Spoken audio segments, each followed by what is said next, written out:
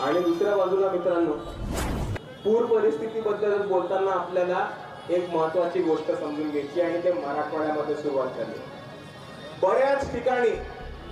बऱ्याच ठिकाणी आता शेतकऱ्यांनी एक मोहीम हातात घेतली आहे की अधिकारी असतील, प्रशासकीय अधिकारी असतील, जर कर्जमाफी मिळाली नाही, जर विमा मिळाला नाही किंवा दुसऱ्या बाजूला जर पूरग्रस्तांना आर्थिक मदत मिळाली नाही तर हे या अधिकाऱ्यांची गाडी फोडायचा प्रयत्न करतात आणि गाडी फोडायचा प्रकल्प चालू केलेला आहे।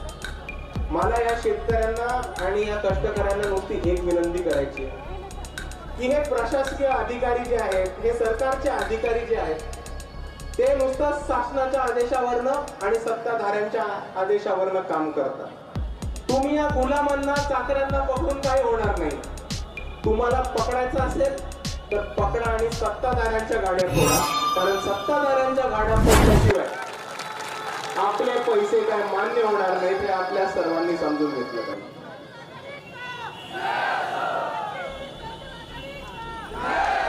आणि जाता जाता मला आपल्या सर्वांना एकच गोष्ट सांगायची की आपण सर्वांनी आता परवा झालेला औरंगाबाद मधल्या RSSच्या विरुद्ध मोर्चा बघितला असेल।